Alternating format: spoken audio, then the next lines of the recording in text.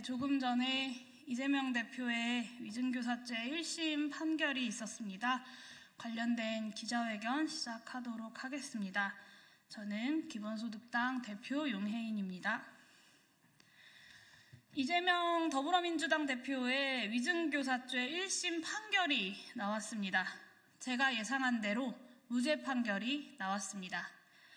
법원의 상식적인 판결에 환영의 뜻을 밝힙니다. 그러나 저는 이 사안은 본안 판결까지 가지 않고 공소 자체가 기각되었어야 할 사건이었다고 생각합니다. 몇 가지 근거를 말씀드리겠습니다. 첫 번째, 검찰의 기소가 이른바 백현동 비리 사건이라는 본류와 전혀 동질성이 없는 전형적인 별건 수사에 의해서 이루어졌습니다.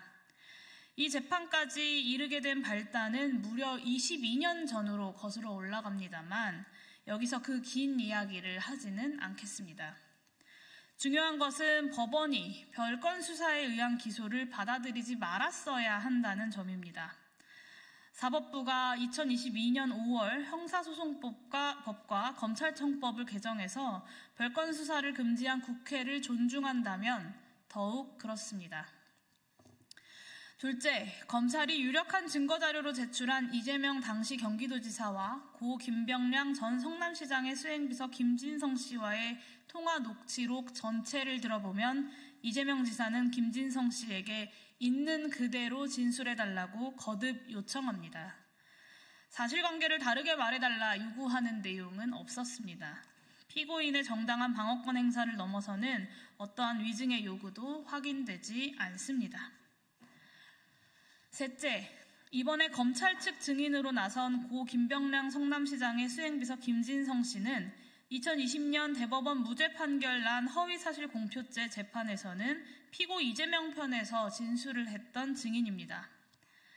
법원은 유독 이재명 대표와 관련된 수사에서는 기존 진술을 번복하는 피의자들의 궁박한 처지에서 검찰에 의한 허위 진술을 강요당했을 수 있다는 상황을 충분히 고려했어야 합니다.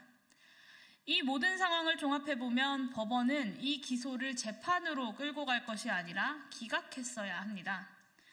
그럼에도 거짓 진술을 요구했다고 보기 어렵기에 무죄를 선고한 재판부의 판결 또한 존중합니다.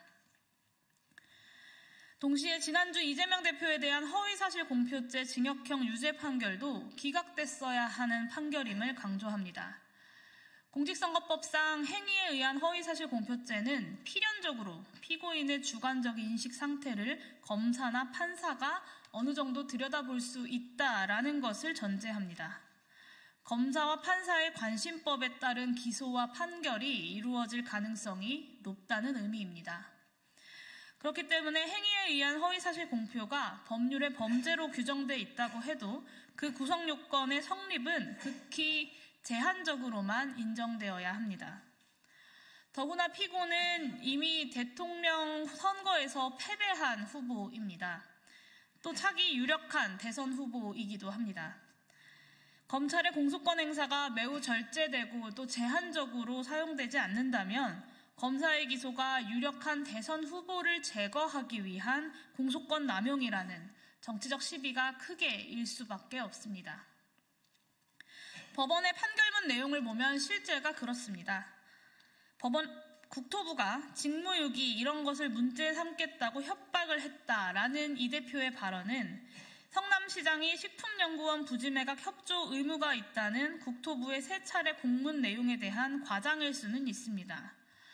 그렇지만 매각에 협조하라는 국토부 공문이 실제하고 더구나 자신의 시정의 정당성을 방어해야 하는 국정감사 증인의 처지로부터 나온 발언이라고 한다면 이런 정도의 과장에 대해서 허위사실 공표죄를 적용하는 것은 명백한 공소권 남용입니다. 또 다른 유죄 판결의 근거는 개탄스러울 지경입니다. 고 김문기 씨를 포함한 여럿의 얼굴이 나오는 단체 사진 일부를 캡처해서 제시한 국민의힘 의원의 사진에 대해서 원본 사진이 아니기 때문에 사진이 조작됐다고 한 이 대표의 발언을 법원은 김문기와 골프를 치지 않았다라는 발언으로 해석하고 이 해석을 유죄 판결의 근거로 삼았습니다. 선관위도 문제없다고 판단했었던 이런 발언들 하나하나를 뒤져가면서 정치검찰이 허위사실 공표죄를 기소할 수 있다면, 그리고 그것으로 유죄 판결을 받아야 한다면 검찰이 허락한 민주주의, 사실상의 정치검찰 독재가 아니면 무엇이겠습니까? 흔히 사법부의 판결을 존중하는 것이 마치 삼권분립의 질서의 기본인 것처럼 이야기합니다. 삼권분립 질서는 누구나 사법부의 판결에 기속되고 따른다는 것이지 법원의 판결을 신성한 것으로 떠받들어라, 아무 말도 하지 말아라 라는 원칙은 아닙니다. 그런 점에서 오늘 이재명 대표에 대한 위증교사죄 1심이 무죄가 나왔음에도 불구하고 지난 허위사실 공표죄 1심 유죄 판결은 전혀 존중할 수가 없습니다.